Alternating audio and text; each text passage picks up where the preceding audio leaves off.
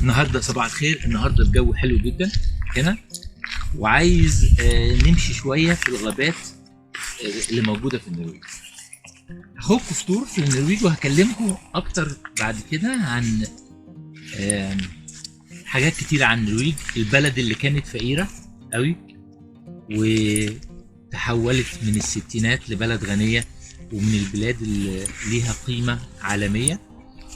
والحقيقه هم ما بينكروش ده وبيكلموا عليه في كل المواقع. هم مشهورين عندنا ببلاد الفايكنج، وان كان ليهم شكل معين وفعلا اجسامهم قويه جدا، لكن الاكتر انا عايز اخدكم في تور عشان اوريكم طبيعه البلد دي، وبعد كده نتكلم براحتنا على مساحتها وعلى ازاي البلد دي تحولت من الفقر للغنى.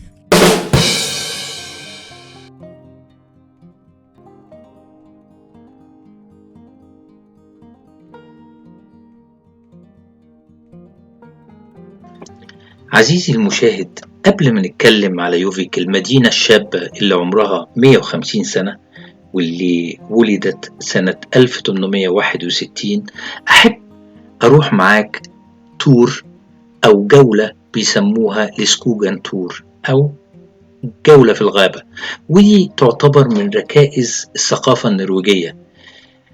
الأطفال من نعومة أظافرهم أو من بداياتهم المبكرة بيتعودوا على الجولة دي مع آبائهم ومع أصحابهم ومع مدرستهم، وبيعبروا فيها عن عشقهم للطبيعة الجميلة اللي وهبت إليهم كبلد.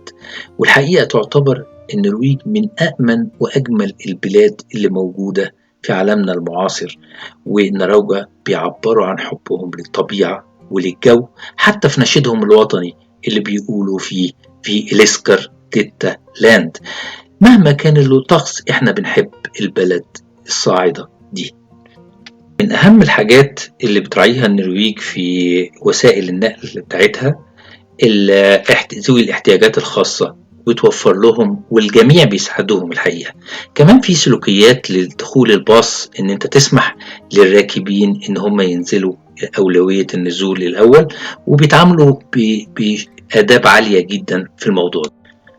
نشأت يوفيك يناير 1861 وبدأت تتوسع وتنشأ كمدينة، وتحولت من مزرعة في الأول إلى سوق إلى بلدية أو كوميونة. 1861 إلى 1964 استقرت يوفيك على حدودها الموجودة، وهي 630 كيلو متر مربع، وعدد سكانها حوالي 30,676 نسمة. البداية كانت من هنا، حيث تغيرت المزرعة التي كانت تدعى جوردن ديبفيك منذ عام 1432 عندما اشترى كاسبر كوفيلد سنة 1804 أرض ليبني عليها مصنع الزجاج الذي كان يعمل حتى عامين سابقين على ما أعتقد، وقد تشرفت بزيارته.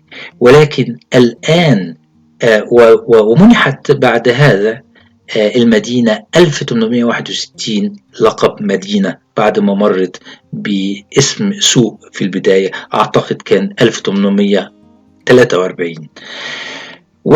ولكن الصناعات بدأت، صناعة الأغذية وصناعة خطافات الصيد وصناعة وشركات مثل هوف وهنتون وبعض الشركات التي منحت، لكنها لم تعكر هدوء يوفيك، فما زالت يوفيك مدينة هادئة وجميلة رغم وجود بعض الصناعات التي أدت فيما بعد إلى ظهور جامعات ومدارس متعددة. فيوفيك دائما ما تحافظ على التوازن بين الصناعة والزراعة والخدمات، فنسبة كبيرة جدا من السكان يعملون بالخدمات الصحية والخدمات الأخرى. من الأماكن التي تفخر بها يوفيك والذي احتضن الألعاب الشتوية الهوكي سنة 1994 أولمبيات الألعاب الشتوية فيالهول. فيالهول هو عبارة عن نفق جوه الجبل بيمارس فيه لغاية النهاردة. كان في حمامات سباحة وفي ألعاب كونغ فو وفي ألعاب متعددة جدا وفي استوديوم للهوكي. والحقيقة أن روجا متميزين جدا في التزحلق على الجليد، ويمكن من المقولات المشهورة أن النرويجي يولد ومعه زلاجات على الثلج. هذه هي المحطة التي أنشئت سنة 1902 وتعتبر أقصر طريق سكة حديد إلى أوسلو. وفي العام الماضي كنت أرتاد هذه الرحلة يوميا، وتقدر حوالي ساعتين، ولكنها مريحة مع القطارات الموجودة هنا، وسعدت بها كثيرا.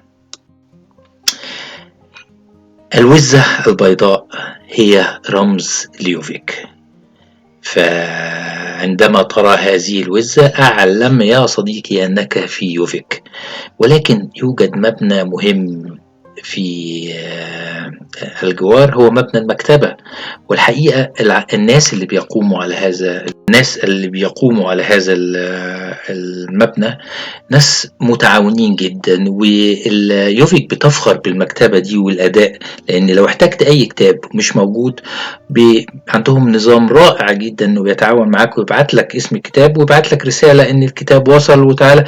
يعني من الأشياء الجميلة جدا اللي بتدعو لفخر يوفيك بهذا المكان. مهنة الحلاقة والمهن اليومية اليدوية من المهن اللي النرويج بتعتز بيها، وخاصة يعني مهنة الحلاقة بتكون من خلال الفيدرجونا سكول أو المدرسة الثانوية اللي هي 4 سنين، فيها 2 عملي و2 نظري. ومن الأشياء اللي النرويج بتشجعها دايما وبتعتبر مهنة محترمة قوي، ويمكن كمان مصدر مهم للدخل لبعض الأشخاص، وعلى فكرة غالية. لكن هناك بعض المتدربين اللي بيعملوا الشغلانة دي ببلاش في أثناء فترة التدريب بتاعهم، والتعامل بيبقى رائع، ولو كانت بنت أو ولد لا تفاجأ، فكلاهما بيقوم بعمل رائع يعني، وابتسامة حاضرة. مياسا هي أطول البحيرات الموجودة في النرويج، حوالي 107 كيلومتر، وهي 122 متر فوق سطح البحر. كمان بيعتبر من أعمق البحيرات الموجودة في أوروبا، يعني بيوصل العمق في بعض المناطق فيها ل 453 متر. ومياسا بتغطي 368 متر مربع من حيث كمان المساحة، وبتقع بين فيكن بفولكي اللي هي مقاطعة فيكن ومقاطعة إنلاند. من أهم الأشياء اللي المفروض نذكرها هنا إن مياسا بتخضع لرقابة شديدة جدا من مركز الأبحاث النرويجي، وإنت تقدر تشوف حتى بالعين المجردة صفاء المية ونظافة أو المحافظة على نظافتها بشكل رائع. وفي الصيف بتلاقي استخدامها في السباحة. مياسا تعتبر شريان الحياة اللي على الأقل ل3 مدن كبيرة. زي ما قلت لكم النرويج اللي هي عدد سكانها بيزيدوا على 5 مليون بس، إنما بلد ليها طابع وليها شخصية مستقلة عن أوروبا والنرويجيين فعلا بيعتزوا بده. النرويجيين ظهرت طفرة مالية لما ظهر البترول في الستينات عندهم، إلا أنهم شعب بيدير الموارد المالية بشكل جيد جدا، وبيعتبرها أنها من مهارات الشخصية إعادة استخدام الأكل أو إعادة تدوير عندهم. كمان هم أحيانا بيتأثروا طبعا بالإعلام الأمريكي أو الإعلام الإنجليزي نتيجة الظروف التاريخية اللي بتجمعهم، إلا أنهم شعب الأساس طيب جدا وبيحب يساعد الغرباء أو اللي بيحسوا أن هم في حالة محتاجين لمساعدة ما. إلى أن نلتقي في مدينة أخرى أو في موضوع آخر.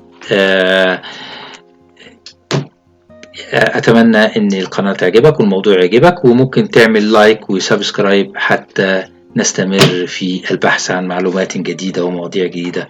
وشكرا.